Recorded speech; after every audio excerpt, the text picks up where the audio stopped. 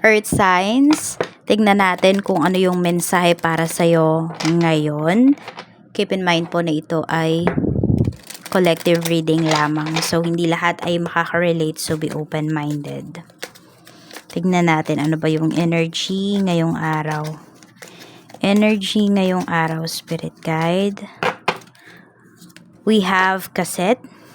Same energy ni water signs. So, some of you, pwedeng meron ba kayong ka-deal na water signs, or some of you ay may water signs kayo sa inyong big three, Cancer, Pisces, Scorpio. Try nyo po yung panoorin kasi pwedeng makaresonate din kayo. Tignan natin ano pa yung mensahe. So, medyo nag-overthink yung iba sa inyo rito. Merong hindi mawala sa isipan ninyo.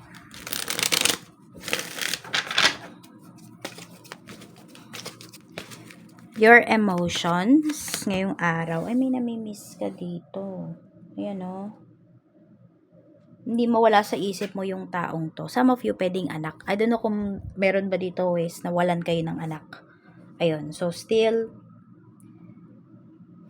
naiisip nyo pa rin talaga. Naiiyak pa rin kayo. O basta may bumabalot na lungkot sa puso ninyo. Hindi mo siya ma-explain. Pero, masakit. Yung gano'n. Basta may bumabalot na lungkot, na emptiness kapag naiisip mo. Parang this past few days, lagi mong naiisip to. We have Page of Pentacles. Anak talaga yung pinapakita rito. So, may lungkot kayo na nararamdaman. For some of you naman, pwedeng malayo lang yung iba sa inyo sa inyong mga anak. So, nalulungkot kayo kasi may mga milestone sila sa buhay na hindi ka kasama. Pero kasi, yun, need talagang mag-sacrifice. So, pagbutihin na lang sa trabaho, pagbutihin sa, yung dagdagan yung source of income, baka pwede nang makapag-for good, makasama mo na sila. Your thoughts? Medyo dito, no? Ikaw, earth signs, na nape-pressure ka. Ayan. May pressure ka na nafe-feel dito. Ang daming nakatingin sa'yo. Wag ka lang masyadong mag-share ng mga plans mo in life, ng mga achievements mo. Kasi pwedeng madaming mag-evil eye sa'yo dito. Very positive naman yung mo, no? Yung outlook mo ngayon sa araw na ito. Medyo nalulungkot ka lang talaga. Pero kinakaya naman, natatransmute mo naman yung lungkot na to into positive energy. Yan. Nako-control naman po ng isipan mo yung sa puso mo ba. Kaya nakakapag-focus ka pa rin or makakapag-focus ka pa rin sa mga bagay na dapat mong pagtuunan ng pansin. Positive energy na pwedeng maganap today. We have, sobrang busy ninyo. Whether ito ay pagdating sa inyong napaka-productive mo ngayong araw. We have 10 of coins. Meron din ba dito may pinapagawa po kayo sa bahay, ganyan. Basta napaka sobrang busy mo ngayong araw na to. Very positive ito kasi kung may mga iniisip ka nga dito na malungkot, na nakaka-down ng energy mo, magiging busy ka, may pagkakaabalahan ka.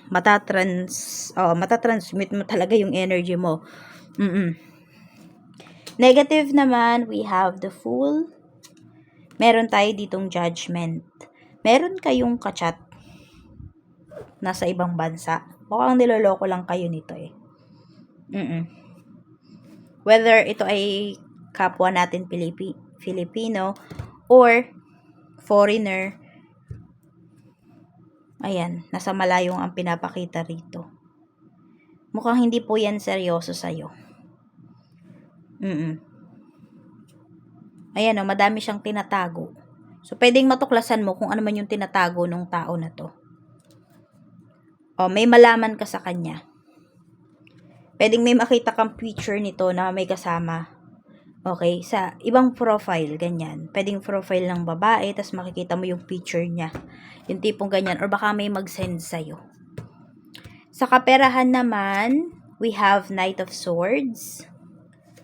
We have Ace of Cups. Pwedeng may offer po sa inyo dito na trabaho, Hindi ko alam kung may nag-home service dito, may skills kayo talaga na, sabi natin, may talent kayo, ganyan. So, pwede po na may mag-render ng inyong services ngayong araw na ito. At ayun po, malaki yung kikitain ninyo.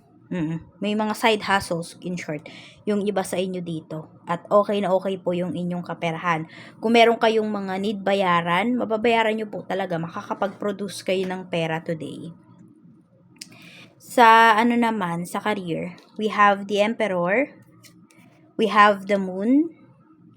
Meron dito, sa'yo binigay yung project sa trabaho, pero wala palang tiwala sa'yo. May ganyan po. Ayan, ikaw kampante ka dito na kaya mong gawin yung trabaho. Pero merong naninira kasi sa'yo dito. Sabi natin sa boss mo, ayan, may naninira sa'yo dito. Kaya pwedeng pinag-iinitan ka, earth signs. Nafe-feel mo ba yan? Parang iba yung mood sa'yo. Pag ikaw yung kaharap, iba yung mood nung boss mo. Or meron kang isang katrabaho na iba yung mood pag ikaw kausap niya. May naninira kasi sa'yo So, naapektuhan na yung tao na yon. Alam mo yung, ayun, yung sinabi sa kanya na paninira, ayun, ulit-ulit yun sa isipan niya. Pwedeng ganyan. Hindi niya makalimutan. Akala niya totoo. So, mapag-iinitan ka dito na wala ka naman talagang ginagawang masama. Tignan mo kung paano mo i-handle to. Kasi iba-iba kayo ng sitwasyon. Pwedeng pag ganito sinabi ko, makasama pala yan sa'yo. So, pakiramdam ka rito. Pag-isipan mong mabuti yung magiging hakbang mo at saka yung mga sasabihin mo. Sa negosyo naman, we have Ace of Swords. Maganda po ang araw na ito para sa negosyo mo. Meron tayo ditong Six of Swords. At meron tayo ditong Nine of Cups. Kung may mga deliveries kayo dito, actually meron, okay na okay siya. Walang magiging aberya. Meron din po dito, pwedeng kakabukas nyo lang ng inyong negosyo. Dami na kaagad, nakaabang. Dami nyo na agad sales. So, you will be very happy today. Magaan po yung energy sa inyong business, sa inyong negosyo. Tuloy-tuloy yung flow ng money. Yun, kaya din sobrang busy nyo. Ito yun, ito din yun. Yun, diba sabi ko, meron kayong pagkakaabalahan, ganyan. Sobrang busy nyo today. Pagod talaga kayo, pero masaya kayong pagod.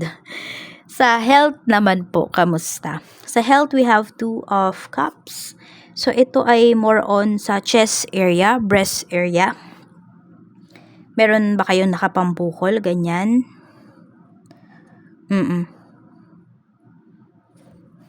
We have the Star.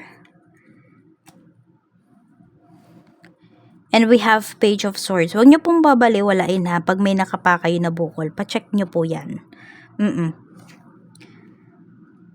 Ayan, more on sa chest or breast area yung pinapakita dito na pwedeng meron kayong nararamdaman. Pwedeng laging may kumikirot, ganyan. So, kapain nyo po. Oo, ayun dun talaga. So, wag babaliwalain. Yun na po yung masasabi ko dito pagdating sa health. Now, tignan natin spirit message para sa'yo. Spirit message natin kay earth signs. Meron tayo ditong your intentions are not clear. O yung medyo mapapasama nga talaga yung iba sa inyo dito. Iba kasi yung magiging dating ng mga sinasabi nyo towards other people. So baka may dito sa trabaho to nakikita ko. Baka meron kayong nasabihan na hindi naging malinaw, hindi kayo nagkaintindihan, misunderstanding ang pagmumulan po nito. Kaya be clear about sa mga sinasabi nyo, sa mga plans ninyo. Kung i-share nyo man yan towards other people. Oo, kasi baka mapasama nga po kayo rito. So, yan lang po yung mensahe. Maraming salamat. Ingat ka. And more blessings to come. See you again tomorrow.